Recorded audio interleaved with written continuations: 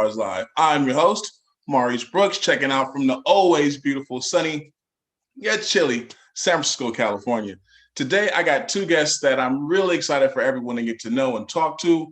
One is my guy, Cuzin Mitch, that I've known since middle school, and the other is my girl, Daniella Solano Lucas. So without further ado, we're going to get this thing started with my guy, Cuz. What's up, Mitch? How you doing, man?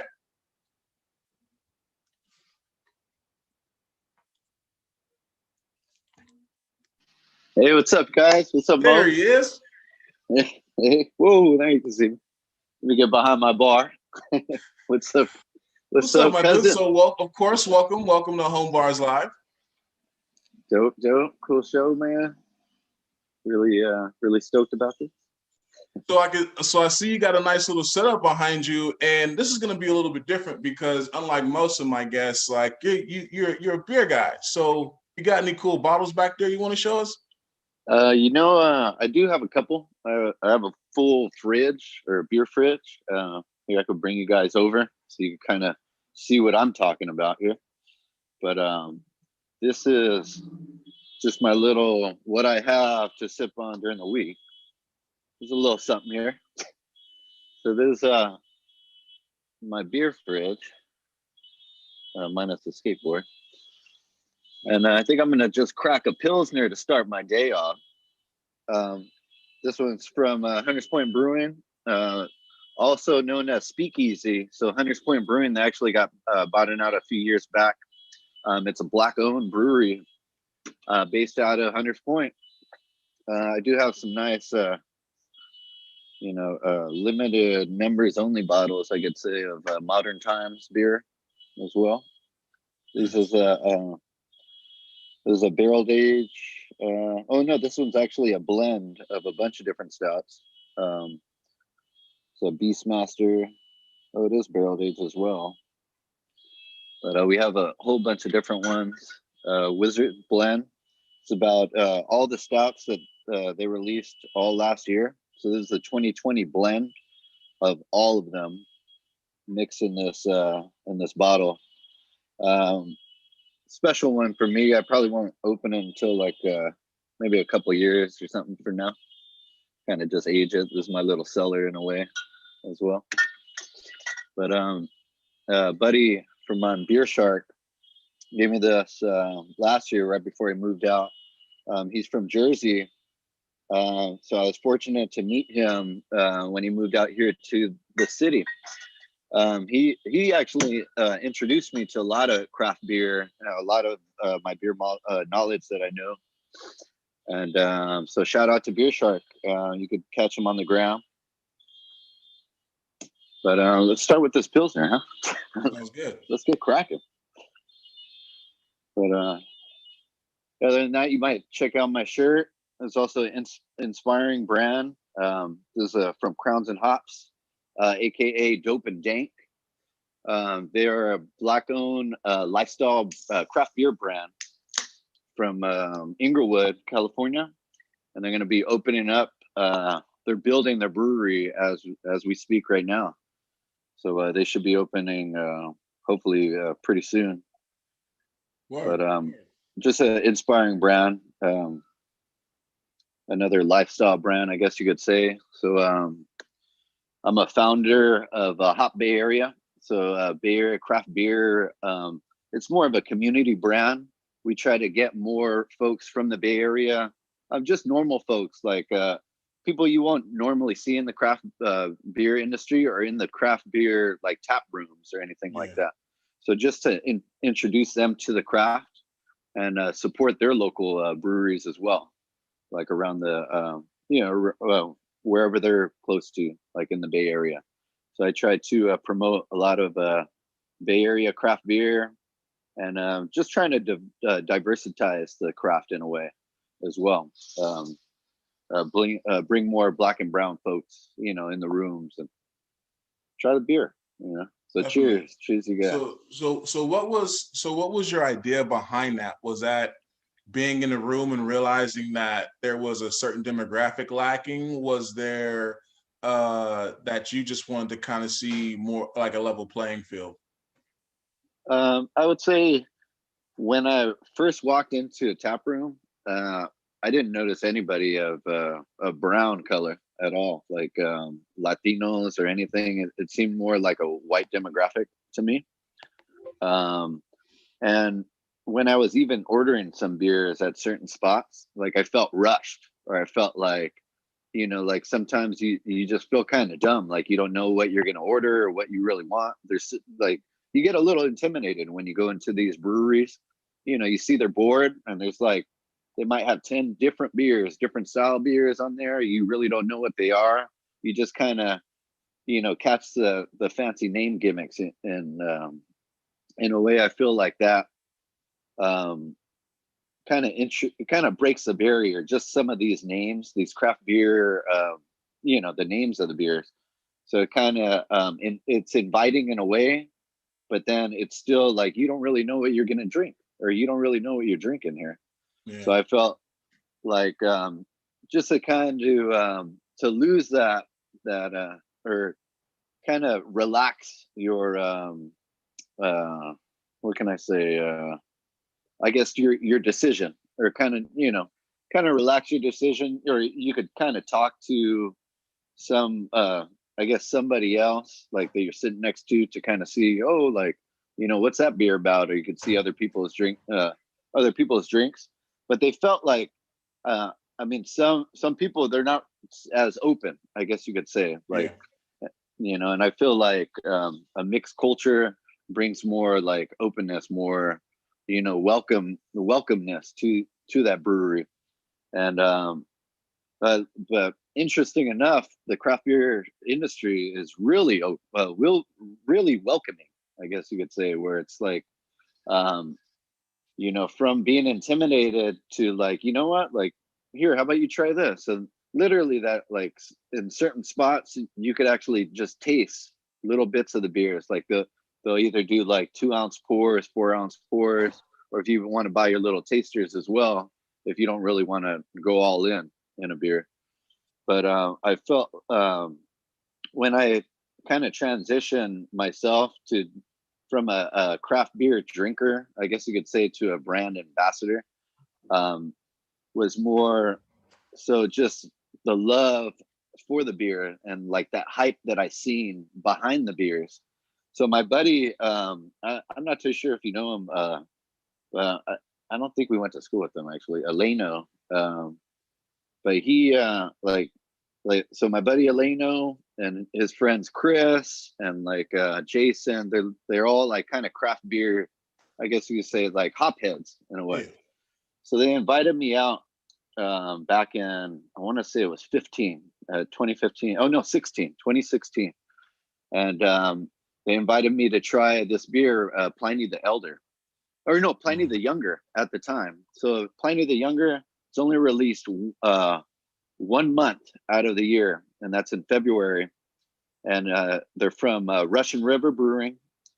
They do the Pliny the Elders. You probably see that all throughout, Yeah, definitely. It's a good everywhere. Yeah. So it's a nice West Coast crispy IPA, nice clear bodied, but super hoppy. There's so much different hops in there. But they invited me out to this place, First Street Ale House in Livermore. And that was my very first time actually seeing what all this hype was about. I was thinking we were going to Russian River. So the second we go across the Bay Bridge, I'm like, dude, where the hell are we going? And and mind you, this is like 4:30 in the morning. Yeah. They were going to this brunch spot. We're going to have a brunch. Okay. So we go and we go right on First Street, and there's literally a line all the way down the block, like from the restaurant that we're going to. Right when we walk in there, I just see like, I was pretty impressed, like, by the line, just coming from a sneakerhead culture that I used to be back in the day, to walking into craft beer and people are waiting in line for this stuff. And I was really amazed by that. And just sitting in line, standing with everybody, and the conversations, the people that we met, I fell in love with it. I truly did. I fell in love with the craft that day. And just every single person that was involved. Just trying the beer was ridiculous. Oh my God. It was like the most crispiest IPA you could try, and so crushable, but so strong. It was like, I believe it was 10 and a half or 10 and a quarter. That's dangerous. Percentage wise. That's a triple dangerous. IPA. Yeah, yeah. So it's like, you can't just pound those things, but oh yes, I did. It was just amazing. It was just amazing beer. But that day, I felt that it opened up my eyes to the craft beer industry, to to actually introduce, or well, let me go back. I guess pushing forward from that day, I started taking a bunch of beer pics from just on my Instagram, I guess you could say, from Cuzin Mitch. It kind of transitioned from like, whatever my hype was, to now it's just beer. It's just nothing but craft beer. So I used to, I think I started off with, was it Track 7 Brewing based out of Sacramento. I used to go to beer hall. They used to get it a lot. And I fell in love with that. They were hazy IPAs. They pretty much looked like orange juice, like, orange juice beer, looking like a mimosa in a way. And I just kind of fell in love with that, like, in my mouth. I just had to search for it everywhere I went. I had to grab it. It was like a fiend. Like I was a straight up fiend searching for this juice everywhere. And then I met Cellar Maker Brewing. Right. Right down on Howard Street. Fell in love with that place just immediately. It was so open arms when you walk in there. The people, every single person at the bar are so open and friendly. It's like, it didn't feel like your normal tap room or your normal brewery that you would just walk in and just feel kind of misplaced. I didn't feel like that anymore. I was welcomed at that brewery. And so if you follow my feed on Hot Bay Area, I post them a lot. Like they're like one of my favorite breweries, I must say. But just like all of our whole industry currently right now, we're all struggling. Yeah. All the tap rooms and bars, they're all shut down. Everything's to go. So I think currently I switched my focus with my company, Hot Bay Area, to focus more on trying to give back to the beer community, or trying to create different traffic to the breweries here and there. So with my platform, I try to amplify the struggling breweries, as well as the brand new ones that are just starting up in the craft, and the old ones that are still around. And I still I still look for them, and I still try to make sure that they're still running, try to support them as much as I can. So this Friday, I'm actually going to be posting a whole bunch of stuff for California Beer Week. It's no longer Bay Area Beer Week for this year. So Bay Area Brewers Guild reached out to me to become a team captain. So I'll be promoting, I guess what we're going to be doing is promoting Beer Zen. Okay. So Beer Zen is pretty much just your craft beer drinker just going out there, just cook something or do some sort of activities, or support these Bay Area brands. Mm-hmm. Drink the craft, go outside, bring your glass with you, take a nice picture of where you are relaxing, drinking a beer, show off your Zen. What, I like that. And we're gonna be giving out a bunch of prizes for different winners. We have different categories where it's pet Zen. So it's like beers with your pet, and you go for a walk, show off your pet and your beer, do some exercise. We're doing like a fit challenge where it's like you go out, do some push-ups with your beer. Couple push-ups never hurt anyone. Yeah, right. yeah. What's up the So beer? yeah, so I You can wanted to ask you. sip So it. if you got if you're drinking a beer, what are your three favorite types of beer? If you could break that down into three different types, like what's your one, two, and three? What are your go-tos? Okay, so currently right now it's all either IPAs or stouts, or I got my crispy. This is my pilsners or lagers in a way. This is a pilsner, but my favorite all-time style currently right now is the pilsner. So Right. it goes back to the roots. It's what started. I feel all beer drinkers, your Corona, your Red Stripe, they're all light crispies. That's what we consider. Your what Trimmer Pills. That's another good one. Mm-hmm. And they're based actually at they're a Bay Area brewery as Yeah, well. They Berkeley. said Yeah, it yeah. Berkeley. Yeah, I love those guys. I always have Trimmer in the fridge. But I would say that's my first. Second would say West Coast IPAs. So I like that crisp, but that dank, the bitters you get at the end. Um, that crisp taste, like it's really welcoming and enjoyable when you first take a sip, but then that bitter makes it dank in the back. It gives that dank West Coast IPA style. And then you got your Northeast IPA or yeah.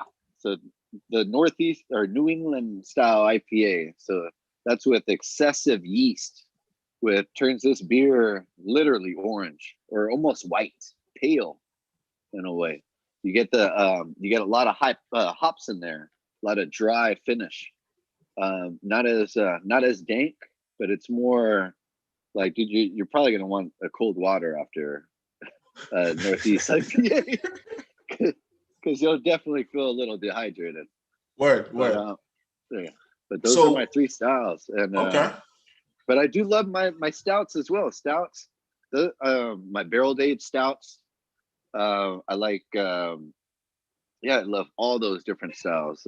There's my one of my favorite breweries that creates like barrel aged beers is Sante Darius, or so was it they're based out of was it Santa Cruz, Mm. and they have a sour program, and they create good stouts as well, but they're sour saisons and like man, there's so many different styles. I mean, I can't really just say one, but yes, I mean, I love my crispies, but when I talk about saisons, I'm like, oh yeah, saisons, I need to have more of those. So I would say Sante is definitely like they're one of the best in the game is when Word, it comes word. to barrel aged beers.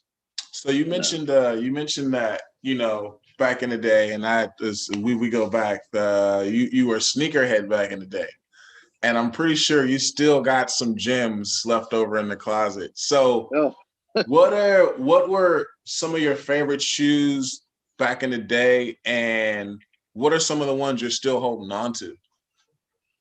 oh man. Let me see which ones. I got the let's say the Jerry Rice. What are those? My Pro Streaks. So I have those are my prized possession shoes right there. My Pro Streaks. They're all white with the black strap. Um, yeah, those I believe they came out a second time, and I was able to cop, and it was only an online only finish line, and yeah, they were only out for like a couple hours. It felt like, and they just disappeared.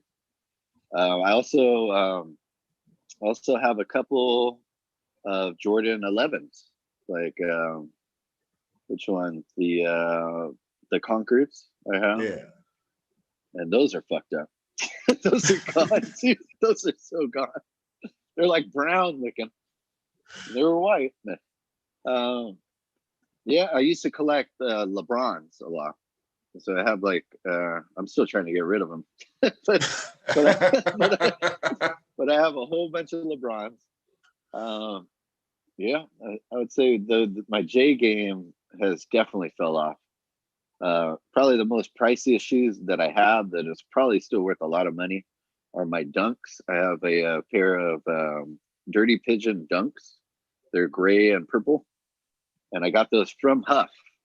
And the box even has a Huff sticker on it. Yeah. But yeah, they're up in Hayes Valley. So that's I'm probably never gonna sell those. Like ever. I think they're worth like 3,000 right now. No, I gotta hold on to those. Oh, no, dude. So and you know what? I actually watched that Sneakerhead show on Netflix. It's pretty good. Yeah, it's kind of trippy. Yeah, it's not bad. So before I let you get out of here, I got a couple more questions I wanted to ask you. So if you were to have a concert, and this is your concert, and you got an opener, mid, and closer, who's in it now? The parameters are, it doesn't matter, living or dead, you can do whatever you want with this. Ooh, so I need an opener, mid, and a closer. All right. Well, I'm gonna stick with my Bay Area, and I'm gonna stick Bay Area rap. So I'm gonna go with the opener would be Messy Marv. The second person, right after Messi, would be JT the Bigger Figure, and he's doing big things too right now. Yeah. Oh man, changing the world.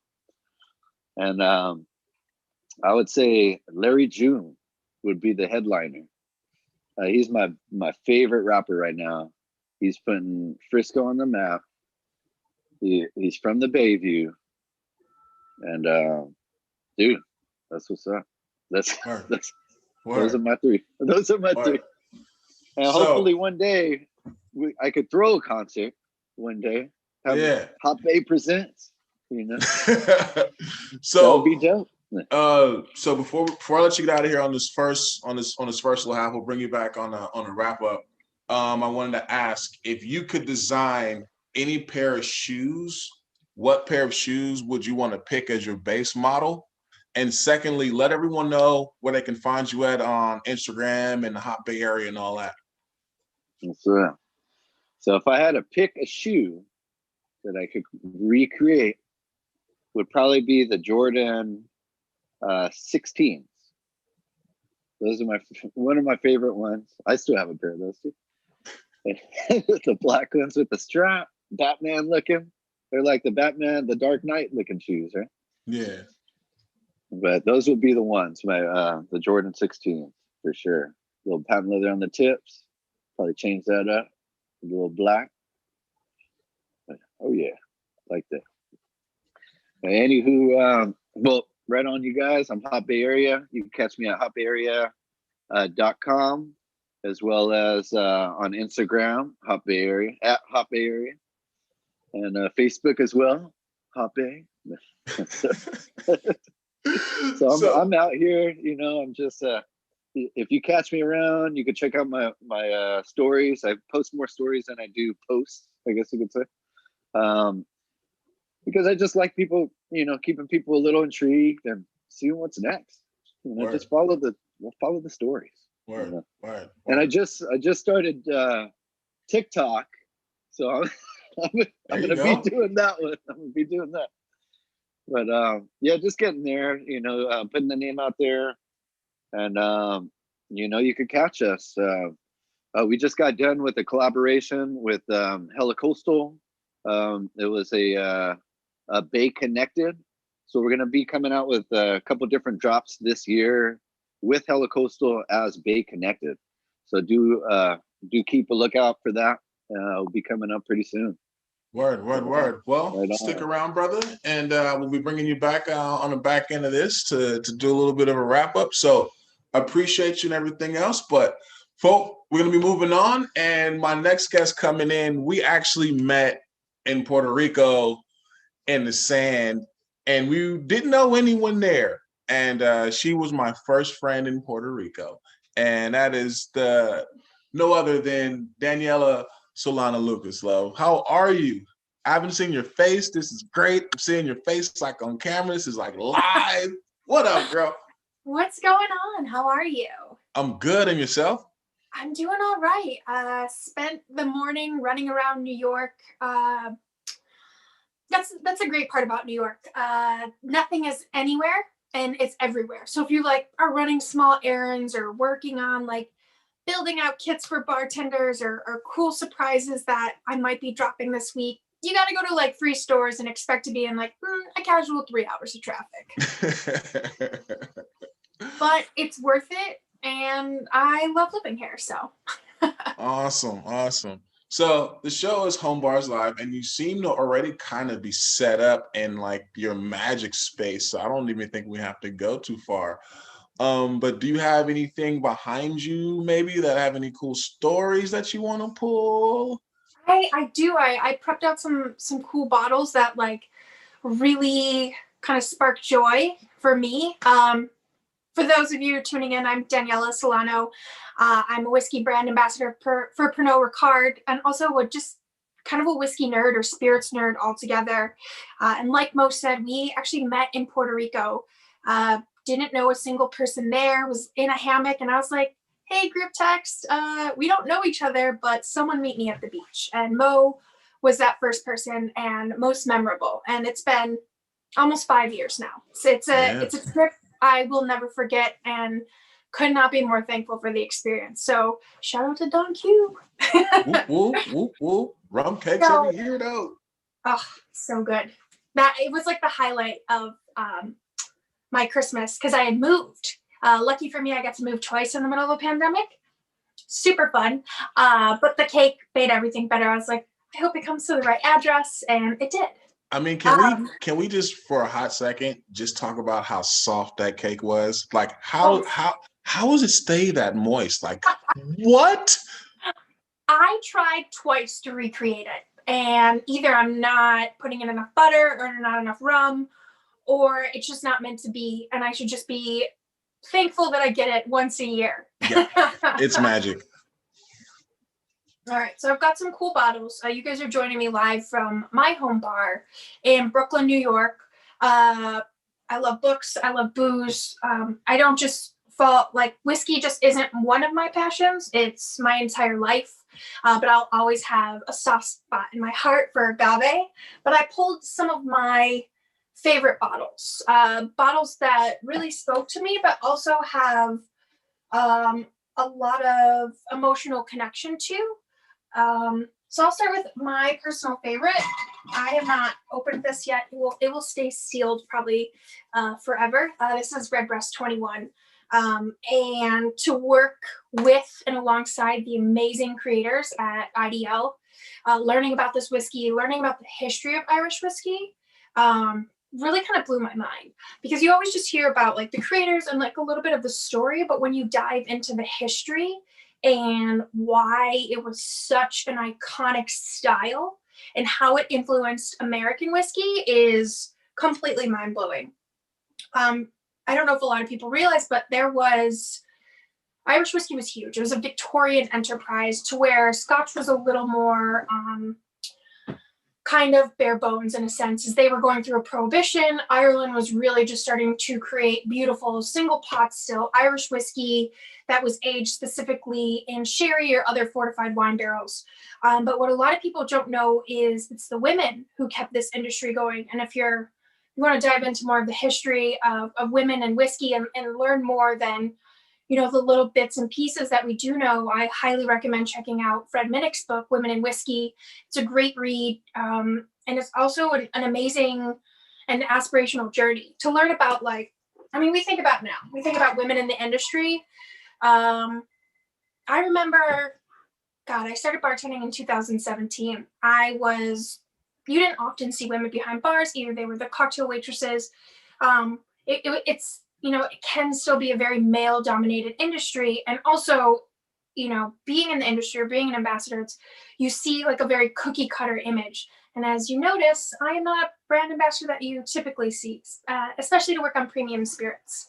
But one thing I love is that all the brands that I do work on have completely embraced who I am, my style, my teaching kind of educational style as well. And they've just completely taken me under their wing and shown me, you know, like, oh, you know this? Well, have you gone down this rabbit hole? Did you know that Bushmills was originally owned by a widow who kept the business afloat and really, you know, helped it prosper? Do you know that without women who were assisting in bootlegging, as well as illicit distillation, we wouldn't be drinking whiskey how it is today? So I couldn't be more thankful. But Redbreast 21, that is a soft spot in my heart. And the reason I pulled that one down specifically was right before kind of, I would say, that the war, as we're going through right now, as we live in New Earth. It was St. Patrick's Day, and I had taught my first single pot still class in New York City. And I'm not a native New Yorker. I have never bartended in New York. So to be able to bring different bartenders from different, you know, segments in the industry and come and have them all get to know each other, share a tipple and kind of fall in love with the whiskey that the way I have was great. And it was amazing to finally feel that I had found my place. So it's one of my favorite whiskeys to share with people, especially if they've never had it before. You know, special bottles are great, but what's more special is the experience. True. Yeah, that's kind of like, I was on a distillery tour with Freddie Johnson with our whiskey team last January. Freddie Johnson is an icon when it comes to Buffalo Trace. Every Johnson family member has touched every single barrel that has come out of the distillery. And Freddie, we're in the rick house, it's freezing, and he tells the story about how, you know, on his father's last days on earth, his dad, all he wanted to do was share whiskey. And because he was going through radiation, he couldn't taste things the right way. And they had finally figured out that, you know, Pepsi was a way for him to finally taste whiskey again. And he's telling us that, like, you know, he's pouring his dad these little sips of Pepsi and Buffalo Trace. And of course, we're just crying because we're hearing the story, this, you know, this idea that it's not about what's in the bottle or how you take it, it's who you're sharing it with. And I was just like, yes. Everybody needs to hear that. Drink your whiskey how you like it. I don't care, as long as you're happy. But so then we go on to Royal Salute 21. And a lot of people have a lot of things to say about blended Scotch. They're always like, there's a common misconception that it's not of quality. And that's, you know, I'm gonna pull this guy out in this very elegante way. A lot of people, we have all these preconceived notions about whiskey, especially with, you know, different marketing companies telling us what we should and shouldn't be doing. But what I love to point out with blended Scotch specifically, which this is coming from Chivas Brothers. We have 14 single malt distilleries and we own one grain distillery. And we have an amazing master blender, Sandy Heislap. Oh man, he is a gem. He is one of the best teachers I think I've ever encountered. But I think about blending like a symphony. You know, the master blender has all these different ages, these different barrel finishes, these different components of different grain bills. And he gets to create this beautiful whiskey that isn't just meant for one style or one person. It's a way to bring people together. This might sound corny, but I feel like whiskey is this golden ribbon that kind of connects us all. We've all have a whiskey that we like, or we get to know it. And when someone kind of brings you into the category or into the fold with kindness and patience, we learn to appreciate it. And, you know, what Cuz was saying before with craft beer, I was a huge beer nerd, and you don't see a lot of brown and black people in it. You're not seeing a ton of women. And a lot of the times you see, you know, the beard guy with the tattoos, and oh, let me get the hoppiest IPA, with no room for conversation, until where now it's changing. And that's kind of happening with whiskey too. It's not just about the waxy mustache bartender telling you how you should or shouldn't be drinking things. It's not just about hitting the back nine or smoking a cigar. It's learning the story, learning how to taste, because I mean, I didn't wake up one day and I was like, well, I know everything about Scotch. You learn about it. It's like as children, we don't love olives, but now I could eat an entire jar. So it just takes time. But so this is so special is because being the nerd that I am, yes, most of those are cocktail and whiskey books behind me. I studied a lot on Royal Salute, and we were in one of our many virtual trainings that we've held in New Earth. I got all the questions right, and Sandy was like, I'm going to send you something special. And I was like, okay, cool. Maybe it'll be like, a pin or a book. And it ended up being Royal Salute, the Snow Polo edition. And what's so special about this is it's a minimum of 21 years of age, but it's single grain distillate, which isn't something that you commonly see with other whiskeys, and it's the oldest single grain blend available in the entire world. And I got one. Wow. Yeah. Nice. Now I've sipped it before, and like whenever I'm visiting other bars, I see it there. I love Royal Salute is amazing. I could talk about Royal Salute forever. It's damn good whiskey. But so for those who aren't familiar, that is our luxury premium expressions coming from Chivas Brothers, and that was created in commemoration of Queen Elizabeth II's coronation. They come in these amazing flagoons. They're porcelain bottles that are handcrafted and etched in with these beautiful designs. And I can probably grab down my Royal Salute 21. It always resembles the crown, but there's every expression has a different kind of connotation to the British crown. And then every time there's a new birth within the royal family, we actually cask a special whiskey, and that goes into our vault. So there are multiple expressions of that. So that is why I love Royal Salute. It's interesting. It's got an amazing historical aspect. And let's see, I got it back in the box. And then I'm going to sip on some Redbreast, because you can't talk about whiskey. I can't talk about Redbreast 21. I'm going to crack open the 15 where St. Patrick's Day is on our heels, and it's going to be definitely, it's going to be different.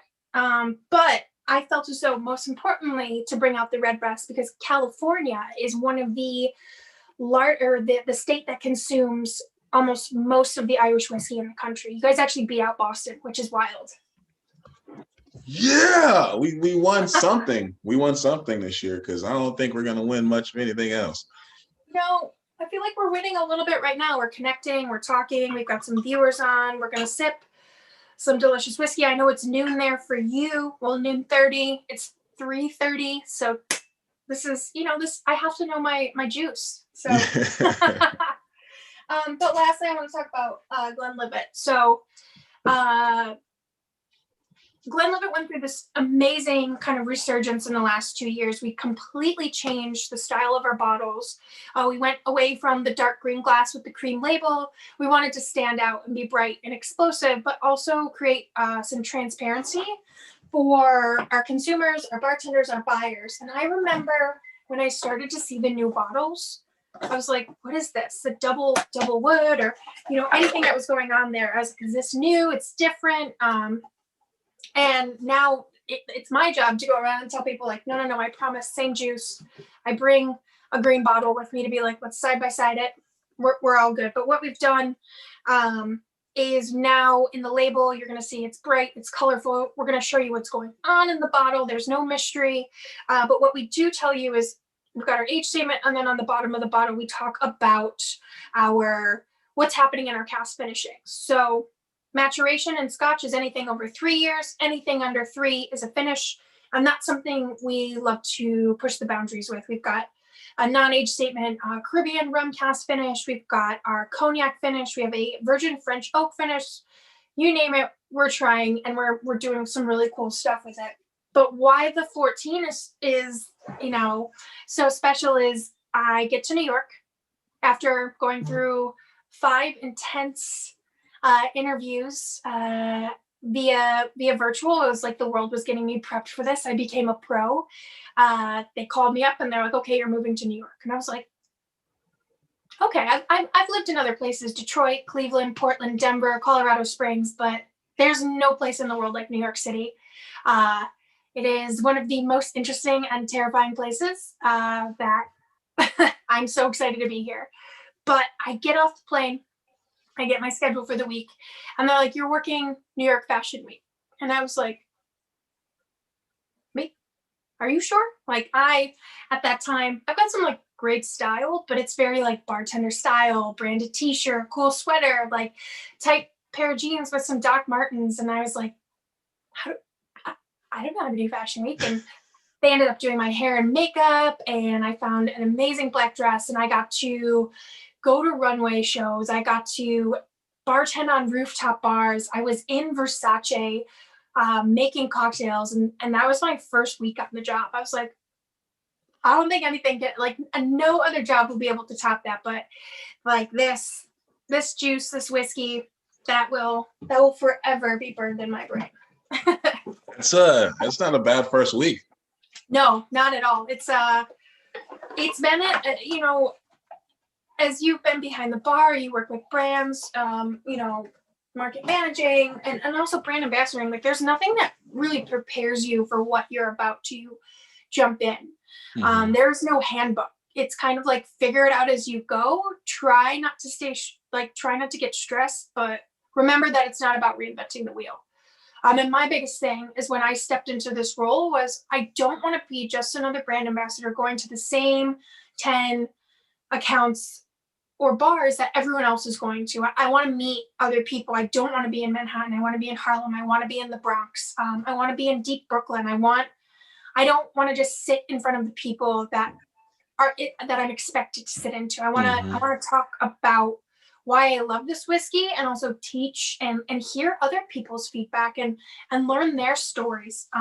Chivas, especially, when you go into Jackson Heights, when you go into Harlem and you hear people talk about like their memories, Chivas is huge in South America, in Mexico. Blended Scotch is just everyone's go-to drink. Whiskey cocoa, like on the beach, yes, please. But I wanted to learn how not just craft cocktail bartenders are drinking, not just, Five Diamond restaurants. Like I want to get to know the people, and I want to be a part of it.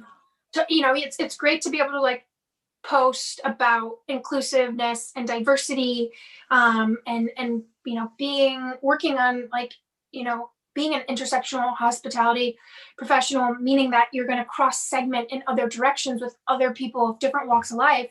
It's another thing to actually commit to doing. And that is what I do. And I continue to strive and learn about and get some work done. Right. So talk a little bit about the transition of, the ride that you've kind of been on, from you kind of starting. Because I remember we had this conversation because we were also in New York during the last elections when everything went down. I have a funny story about that. Yeah. So, go ahead. So last election, we're in the basement of Lucky Jack's. Mm-hmm. It's New York Bar Institute, produced by Lush Life. Shout out to Lush Life. Thank you for everything you've done. Thank you for letting me be a part of stuff. We're in the basement at the shotgun competition, and we're just watching them out. And I just remember everybody crying and just the pain and the sorrow that I felt and the heaviness that I didn't know what to expect and what the world was going to look like. Flashback to 2 months ago, which feels like 10 years because that is New Earth. Yeah. I was actually at Lucky Jack's again, and I was very nervous. I was like, is this a bad omen to be here? And luckily, obviously we didn't, it took days to figure out what was going to go on, but I think I broke the streak because I was like, we're going to return to the scene of the crime. I'm not going to let Juju take over. But so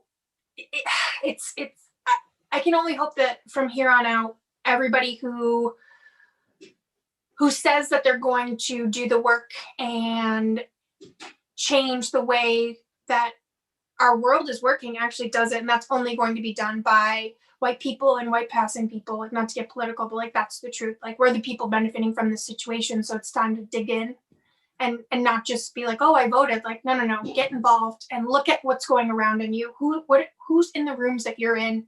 And if you only see people looking like you're in the wrong room. And you need to create rooms and you need to create inclusivity, but then you also need to take a backseat to it. Like be a part of it, but don't try to drive the ship, if that makes sense. Yeah.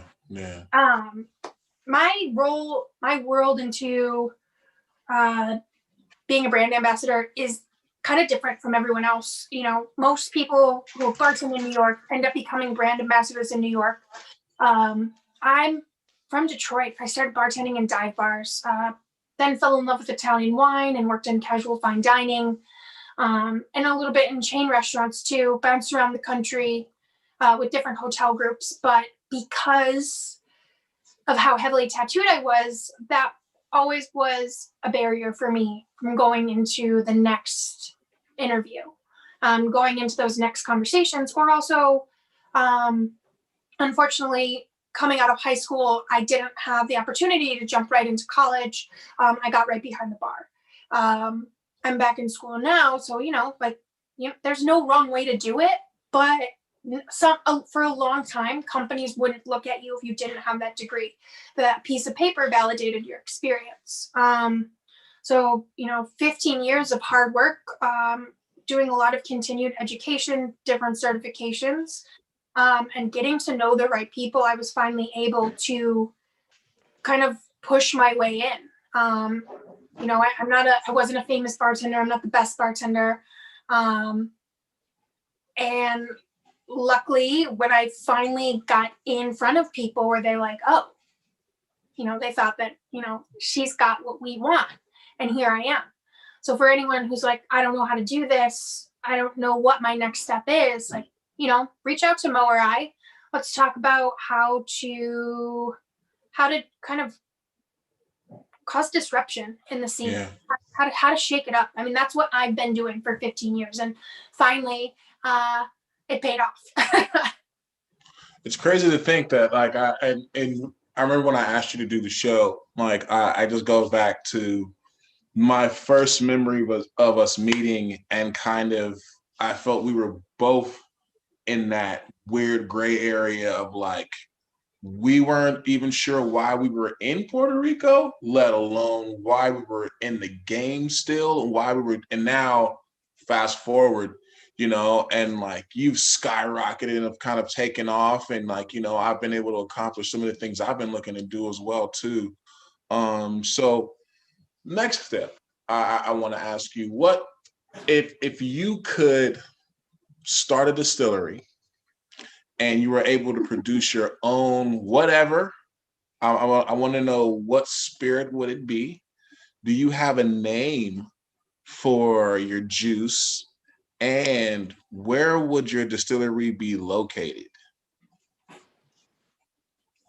That's really interesting, because I had a conversation earlier today of, what does my next step look like? That's a scary question to ask, like, when you get to be the head bartender or the bar manager or the general manager, or you're in the brand ambassador role, you're like, what is the next step? Like, I've hit to where I want to be, but like, what's next? Because this can't, unfortunately, these roles aren't forever. There's a reason that they exist. You're meant to learn and kind of figure out what's next. So my perfect job, which, like, distillery wise, I think I have a lot to learn.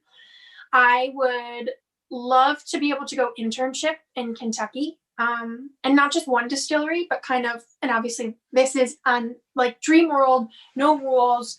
If there was a way that, like, University of Kentucky created an apprenticeship program and allowed me to go work for X amount of years throughout the Bourbon Trail to learn the techniques, from the farmers to how we're fermenting, to how the distillation process goes, to working with Vendome and learning why they make the stills the way they are, and why their copper is the best. I don't know what I would call it, but I know that like, long-term end game, I want to be a part of production, and I want to be a part of innovation. I want to be like, okay, let's toast the barrel this way, or let's season our staves in this part of our cooperage instead of here, and see what's going to happen, because those small things are going to affect your flavor profile at the end of the day. Or working with not just American oak, but French oak, maybe chestnut, maybe walnut, trying something different, going crazy, especially with bourbon. Like, finishing was a taboo word. It was a big no-no. Everyone was like, nope, this is my bourbon. It's 90 proof. It's 51% corn, limestone filtered water, and that's it. Then we start to talk about high proof and single barrels and stuff like that. But like, especially from working on Jefferson's, Trey is all our master blender and also founder. He's all about, well, why can't I do this? If it all falls within the 5 rules or the 5 laws that are set up for bourbon, why can't I finish it in a wine barrel? Why can't I use a rum barrel? Why can't I try a different toasting technique to see if that changes the aging process? So I definitely want to get into distillation. That is a no. There's nothing about it that I don't want to know, and that's what I love, and that's why I like working in, essentially we're marketers now, learning the role. Like I'm back in school in a marketing program, so I can have a complete, nothing is ever complete when it comes to education, but a better grasp on what's happening and why is it that someone picks up the Glenlivet, or why does someone want Smooth Ambler over something else? What is calling to people, and how can we, through timeless stories, human connection, and being genuine and transparent, how can we reach more and continue to grow our consumer base? Sweet. So touching on the marketing thing this classes that you've taken, what are maybe some of the things that you've taken from that already that you were like, I didn't know that, and you may have applied that to one of your presentations or something of that nature? I would say I'm trying to be smart about it, because not only am I doing school, but I did my WSET program. I did my first semester of school. So me being me, I'm like, let's continue, but let's sign up for Bar 5 Day. On top of all this, one thing I've learned is a little bit more about the supply chain, all the aspects that are kind of behind the scenes, and like why things cost as much as they do. Where does shipping everything from Scotland to getting to New York, to how many hands actually touch your whiskey before it actually gets on your shelves or in your bars. And that's huge. It's like 75% of all your cost goes to labor, and that's just from transportation. So those are like great things to be able to talk about, because everyone wants to know, why is it so expensive?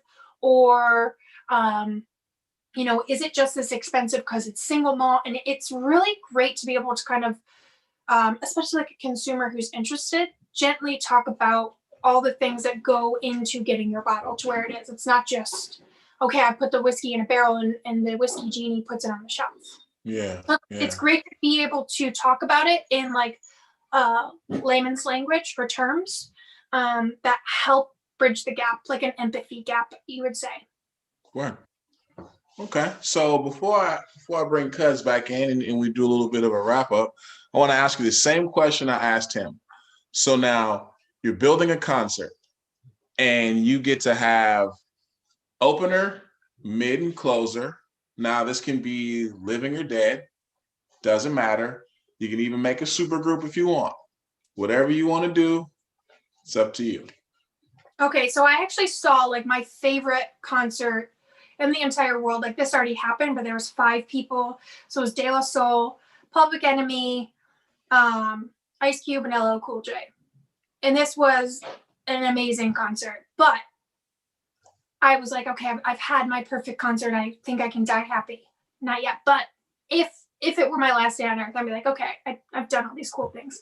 So I'm going to do something a little different. I would do Hendrix as my opener, Biggie as the main event, and then close out with Zeppelin. Word. A little bit it's like the perfect mix of who I am. Like that is my personality in 3 different entertainers. Huh.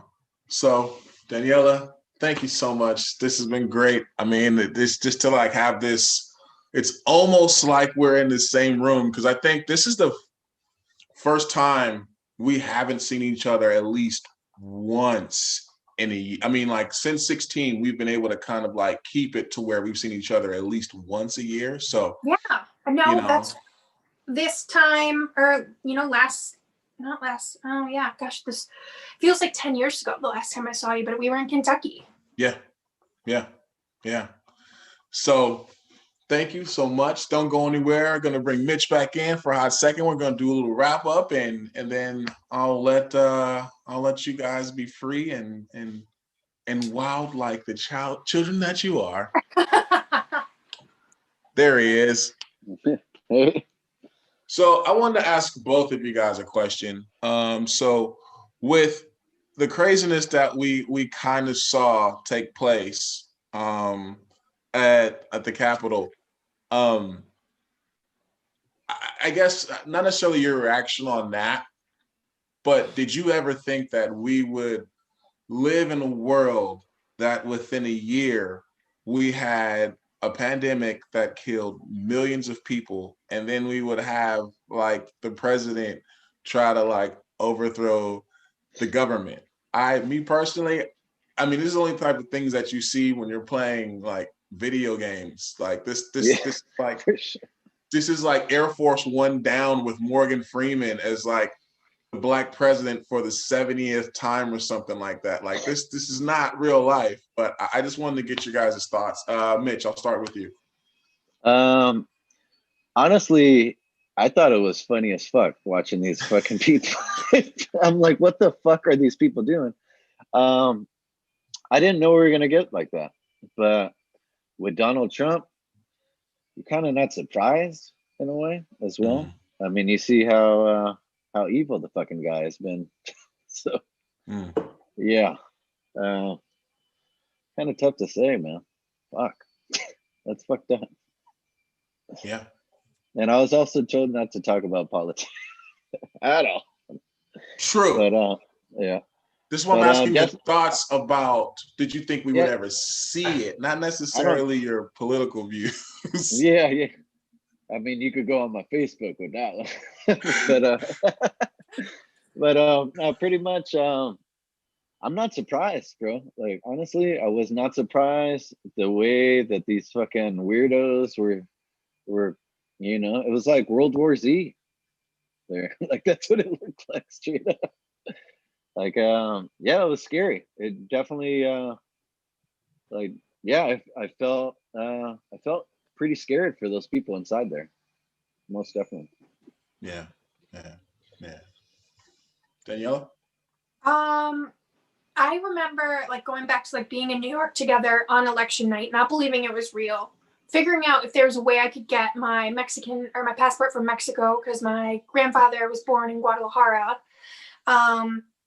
I'm not surprised. I'm saddened that these people thought that they've fallen into this like disillusion, that there's so much cognitive dissonance that they can't see what's really happening, that nothing was made great again. We've got higher taxes, 300,000 people are dead. We're looking at, in New York alone, close to 200,000 plus people out of work. I don't get it. And I'm saddened that that's how much someone wants to believe in something rather than maybe like just not admitting like we made a mistake. This person was exactly as the Simpsons predicted. Yeah. Like, okay, so because you said something about not talking about politics, I think that's what like that like political politeness is maybe what got us into that this mess that we're in, and maybe having the conversations of just starting with the basis of like, let's talk about the branches of government, because I don't remember them all. I took a 10th grade government class. Like maybe like all of us as the nation, like collectively learning, all right, let's learn about everything. Let's learn about the actual history of our country and not that bullshit that we're being fed about everyone was happy and friends. No, we have these colonizers come over, take over everything, kill people, take parts of their culture, and then pretend that we're this beautiful melting pot. But that's another show and another conversation. Yeah. Now, obviously, you know where I stand on all of this, but okay, so we're in the middle of a call. We're doing a Zoom. We're going over our next quarter of goals for the different brands we work on. And my manager, she goes, "Are they Yeah, they're, oh my God, they're storming the Capitol. We're gonna end this call. You guys go enjoy the rest of your day. Everybody stay safe. And I just remember being like, this isn't happening. And of course I'm glued to the TV. And my roommate his dad's like, you should check out Fox News. We lasted 3 minutes. I was like, Yeah. oh, this isn't happening. What is wrong with you people? The craziest thing I can remember is sitting here watching it, and I just think to myself, it reminded me of a movie, because you see footage of things that you think to yourself, there's no way things like this is not happening here. And I just hope that, we can find a way to learn from what has taken place over the last, XYZ amount of time, and really move forward and grow from it. Because, I think there's a lot of optimism moving into 2021. So, with that, I wanted to say thank you guys so much. It's been a great show. I appreciate you guys. If you got some in your glass, cheers to you. Yeah. So, Cheers. Mitch, Cheers, Daniella, you guys stay amazing. And for all of you at home, this has been Home Bars Live. So we'll be back same time, same place, same channel next Tuesday, baby. Until then, cheers, y'all. Hey, cheers, you guys. Right on.